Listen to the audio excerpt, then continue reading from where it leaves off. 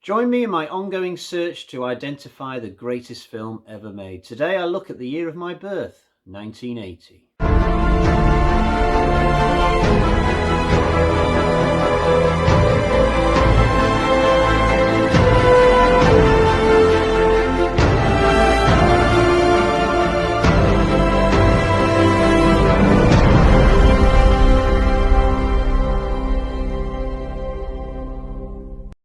Welcome to my ranking of films which came out in the year 1980, or at least the ones that I've seen. And I'm pleased to say we have a record amount of films for today's list. We've got 14.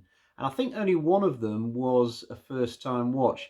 Before we get into it though, just the customary reminder that the film which comes top today will go through to the eventual grand final of 100 films. And the film which comes second will probably also join it, numbers permitting.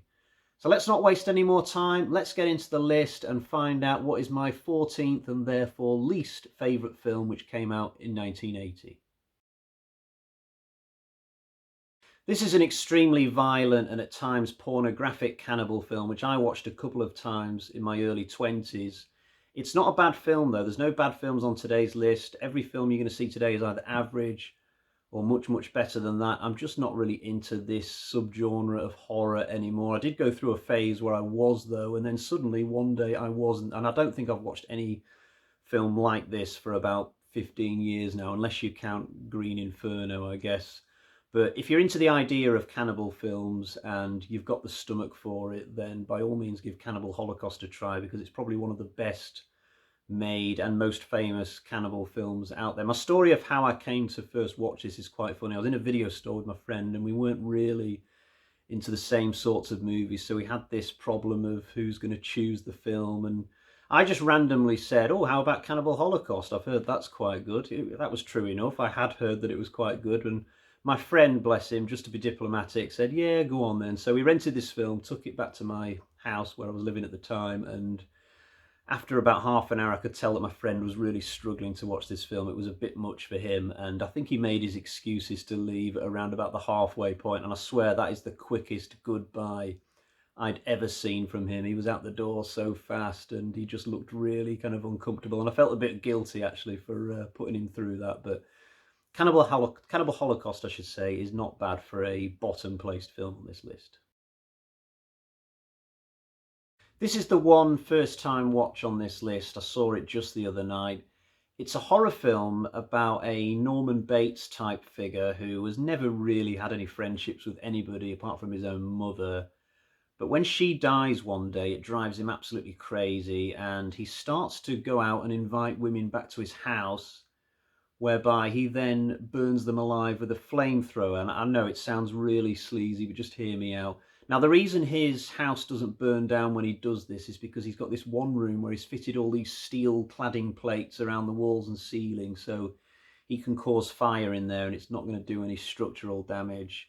Now, I thought this film was really trashy for the sort of first 20-30 minutes, but after he's killed his first victim, the film changes pace and becomes quite a serious psychological drama where we really get into the psyche of the character. We get flashbacks to his past, and we get to explore how he became this way and why he's this way. And I've got to give the film some credit for that. But the ending's a little bit disappointing. As far as I was concerned, there was only one suitable ending for this character, which was to have him burn alive in his own burn room. But it doesn't quite go down that way, sadly, but it's not a bad film. It's got a great song that plays on the end credits. That's really cool. As to whether I would recommend it, it just depends how much time you've got on your hands. If you've got a lot of time on your hands, by all means, give this a shot. It's not the most rewatchable of films, I think, but might be worth watching once. If you don't have a lot of time, then just wait for some of the other films you're going to see on this list. I used to think that I really liked Robert De Niro as an actor, and I guess I still stand by that, but his films have not done very well so far in these yearly rankings. Mean Streets didn't do well, The Deer Hunter didn't do well, Taxi Driver didn't do well, The Godfather Part 2 did okay. I think that came third for 1974. But here we have Raging Bull coming down near the bottom, another De Niro failure. Although in this case, I actually quite like Raging Bull. The competition is just very fierce today. This is a film I bought on DVD back in the noughties before I'd even seen it. I bought it purely on reputation, and I did really enjoy it the one time I watched it, but I didn't think it was a film I was likely to rewatch, so I gave the DVD away at some point. But if you like well-written drama films and you have a mild interest in boxing, then you may get something out of this. It's very well directed by Martin Scorsese. Joe Pesci's in it as well as De Niro, some great acting talent there, and it's just a very good film. Recommended. Now here's a collector's item, a comedy film, because it's not really one of my favourite genres. I can't remember the how or the why I watched Airplane, just that it was a long, long time ago. Normally I get bored of comedy after about half an hour, but this film kept me watching all the way to the end because it's extremely good and the jokes come thick and fast.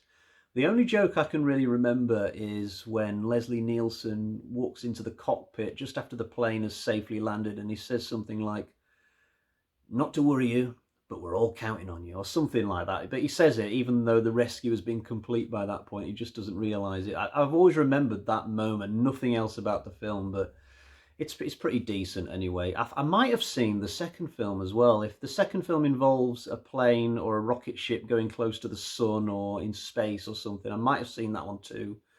But I've not seen enough of the second one to justify including it in the ranking for whatever year it came out in. I'm just going to include this one in 1980.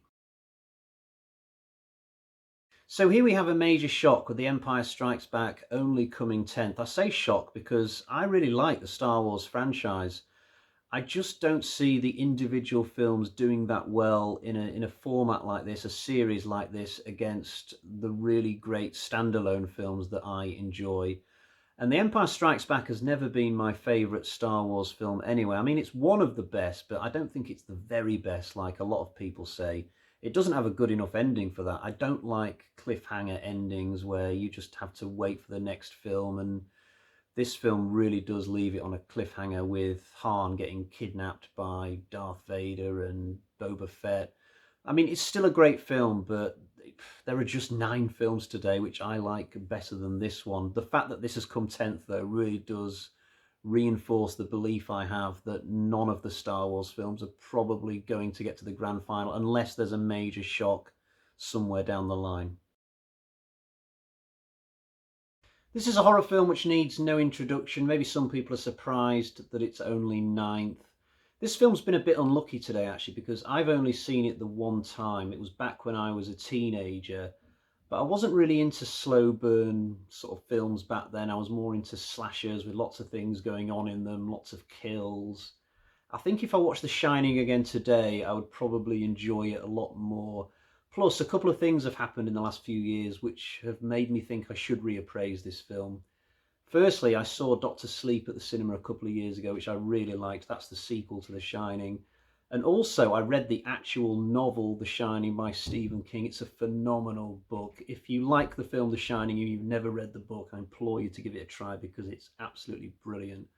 The only criticism I would put forward about the whole Shining phenomenon is the "Here's Johnny" thing, because I've seen that clip and heard that bit of audio so many times. It would have absolutely no effect on me, even if I was to watch the film now and really enjoy the film. It's just one of those lines that people have just said to death, and now it's just tedious. A bit like "Get to the chopper" in Predator, that too. Sick of hearing that one as well. But The Shining's only 9th today. If I had have been able to rewatch it before doing this video, possibly it could have cracked the top 5, top 3. I guess we'll never know. This is a film about a London gangster whose criminal organisation comes under threat from the IRA.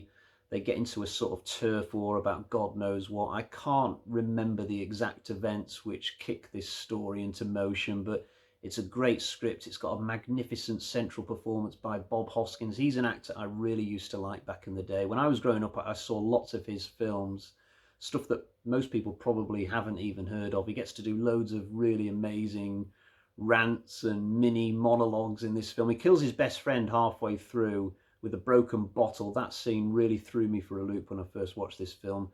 Helen Mirren's got an early role in this. Pierce Brosnan's got one of his early roles. He's only in it a couple of scenes. The ending is a little bit vague. I think you're meant to think that Harold Shand, that's Bob Hoskins' character name, is going to be killed. But I read online the other day that they were actually planning a sequel to this for a while, and the sequel was going to start with the car from the end of the first film getting pulled over by the police, and that was what would save Harold Shand, and then he would go to Jamaica or Barbados and hide away for a while, a bit like Al Pacino's character in The Godfather, I guess. But the film never went forward into production, so we just have the one film. It's a shame because I would love to have seen Harold Shand in another film. He's such a great character. If you like gangster films, you've really got to watch this film. It's really good. FYI, I'm currently in the middle of a Prom Night review series. I've just recently got done with number 3, and I'll soon be moving on to Prom Night 4, but none of the sequels, in my opinion, that I've seen can compete with the classic original starring Jamie Lee Curtis. This, among all the films which came out during the golden generation of slashers, is upper tier for me. It's really well written. It's not a film which feels the need to throw a kill at you every 5 minutes just to keep you entertained. The characterization is really strong. There's some great characters in this film. Jamie Lee is on top form, as you would expect. The killer reveal is satisfying. That's not always the case in a film like this. The soundtrack's really good, and it's got one of the best chase sequences I have ever seen in a horror film. The review that I did was 6 months or so ago now, and I can't actually remember any bad things I had to say about the film. It's only number 7, but that's because the competition at the higher end of the list today is really, really tough. But certainly Prom Night is a great slasher film in my opinion. Out of all the Superman films, this always seemed to be the one which was on TV slightly more than the others when I was growing up, almost as if the TV execs thought that it was the most popular one, and possibly it was. But I was always fascinated as a kid watching the Man of Steel taking on these 3 supervillains who have basically the same powers that he does, and he doesn't actually use his strength to defeat them in the end. He just kind of outwits them at the Fortress of Solitude, which is kind of cool. I only got around to buying a Blu-ray for this about a year ago, and the version I bought came with something known as the Donner Cut, which is an alternative version of the film put together by the film's original director. The trouble is, at the time my Blu-ray showed up, I hadn't seen the theatrical cut for so long that I didn't want to watch the Donner Cut. I just wanted to watch the version that I remembered from growing up, so that was the one I watched. I got my nostalgia fix, but I've promised myself that the next time I watch the film, I will try the Donner Cut. But of all the films, for there to be this different version, Superman 2 would not be a film that I would pick for that. You know, I mean, if you offered me a different cut of Superman 4, The Quest for Peace, I would be all over that. So it's a little bit ironic that we've got this new cut of a film that, in my opinion, was perfectly fine as it was. But I can't judge, I guess. I haven't seen it yet. But Superman 2 is my number 6 for today. This is one of my favourite comedy films of all time, and it's still come nowhere near making the grand final. That just about sums up my relationship with the comedy genre, but I've got a lot of affection for Caddyshack. I saw it for the first time back in the 90s when I was growing up. I think from memory that the first time I saw it was on the same weekend that an actual major golf tournament was taking place. I just remember watching this movie and some real golf on the same night. I think it might have been the US Open that was on. It was definitely one of the majors because we could only get the majors on TV back then. But there's so much great stuff in this film. There's so many great performances. Chevy Chase is brilliant. Bill Murray's brilliant. Rodney Dangerfield's brilliant. I love the old guys who are at loggerheads throughout this film. They are so funny. But my favourite moment in the film as a whole is when Bill Murray's doing his little monologue about being on the last hole at the Masters, and he keeps mentioning it being a Cinderella story every couple of minutes. It's so funny. I could name about 50 things from this movie if I wanted to that totally crack me up. I just love this film. And I actually rewatched it just the other night when I was starting to put together this ranking. I didn't have to rewatch it because I could have easily put it on this list having not watched it for quite a few years because my memories of it are very, very vivid. I've seen it several times, but I couldn't help myself. I rented it on Amazon Prime and I had an even better time with it this time than I think I have on any previous occasion. So yeah, I'm a big Caddyshack fan. I love this film. So here we have another Jamie Lee slasher film. She was very prolific in the genre in 1980. I only watched Terror Train and Prom Night for the first time just last year, around about October, November, I think. I reviewed both films on my channel and I gave Prom Night a slightly higher score at the time, but now that I've had sort of 6 months to digest both movies over a longer period, I think I prefer Terror Train, which is why it's got the higher position today. I love horror films on trains. If you watch a lot of my reviews that I do, you'll know that I like train horror. I don't know why, but this is a really good one. It's got a great killer. I love the way he switches costumes all the way through this film. There's a great red herring with David Copperfield's magician. Jamie Lee puts in a great performance. There's a great ending. I love the way the film is lit. It's a nightclub on a train basically, and it looks great. And I think the film deserves to have a better reputation. I barely heard of the movie until I saw it last year. It's a really good film, this. So if you don't know, Inferno is a direct sequel to Suspiria, except I don't think this film has quite the reputation that the first film does, but that's a bit harsh for my money because the two films are almost identical in terms of quality. Maybe you just give the slight edge to Suspiria, I don't know, but certainly this has got to be one of the best horror sequels out there in terms of either matching or almost matching a masterpiece first film. When I did my 1977 ranking, Suspiria came second, so it will probably be in the grand final. Inferno has just missed out today, but I'm glad that at least one of the films from this series is going to be there in that final top 100 because it's a really great trilogy. Plus there's the remake of Suspiria, which is very good as well. So it's like a quadrilogy if you look at it in a certain way. In terms of Inferno, it's got such a great atmosphere. It's a really creepily paced film. I love the apartment setting. It's got a soundtrack which can only be described as a one of a kind. And I just love the movie. I think it's a really good follow-up to a great first film.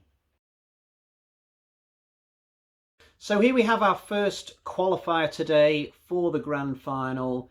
I didn't always love the original Friday the 13th. I didn't see it for the first time until I was about 24, 25. And I'd already been watching the hockey mask Friday the 13th films for a good 10 years before that.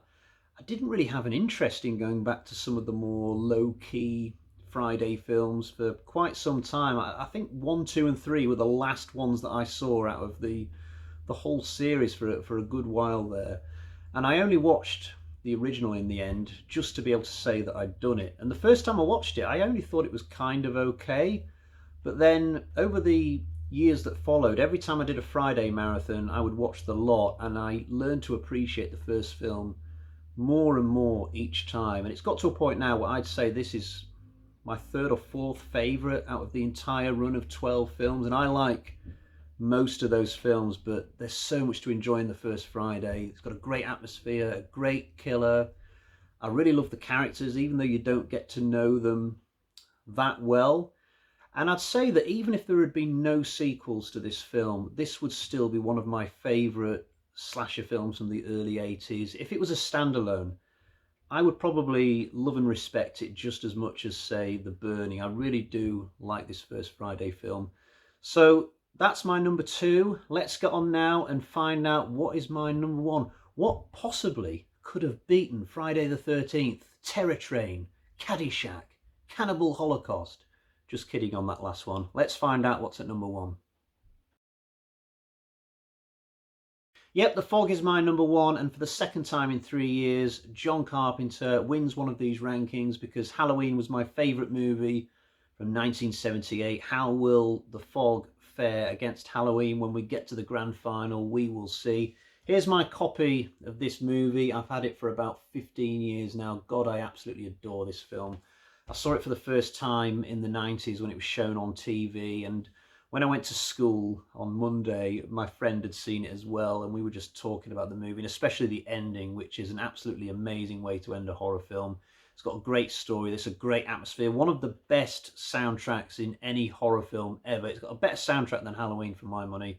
The cast is amazing. Jamie Lee's in this film. This is the third time today that Jamie Lee has been in one of these movies. She was in Prom Night, Terror Train, and this. Now, I'm not sure if she could possibly get around and do 3 horror films in the same year, so I don't know if one of or more of these films was delayed from a previous year in terms of release or what was going on there, but What a year 1980 was for Jamie Lee, I guess. Charles Cyphers is in this film, Tom Atkins, Janet Leigh. It's an astonishingly good cast, and the story of Blake and his gold is always one which has completely fascinated me. This film inspired me so much that I actually planned a novel once about a ghost story set in a seaside town. I say planned, I never actually got around to writing it, but I do remember sitting down and writing notes for it as if I was intending on writing the novel. But that just goes to show you how much I loved this film and getting into it, and I still love it today. It is my number one, it will be in the grand final. So I guess that brings us to the conclusion of today's list. There is one more question, therefore, which needs answering.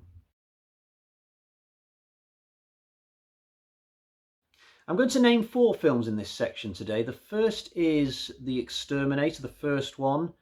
I saw Exterminator 2 when I was a kid and really enjoyed it, but sadly didn't get around to seeing the first one in time for this ranking. There's also a film called Cruising with Al Pacino in it, which I've heard is quite good.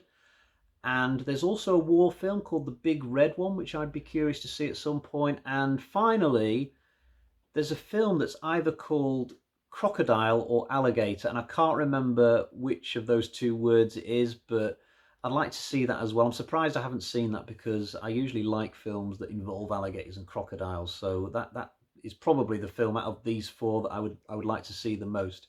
So we'll leave it there for today. I will be back soon with a rankings for 1981, where we will be seeing Halloween 2 and Friday the 13th 2 going head to head in the same list among many other films. I think this could be the biggest ranking yet in terms of numbers, but we will see exactly what those numbers are when we get around to it. So until next time, cheerio, bye bye.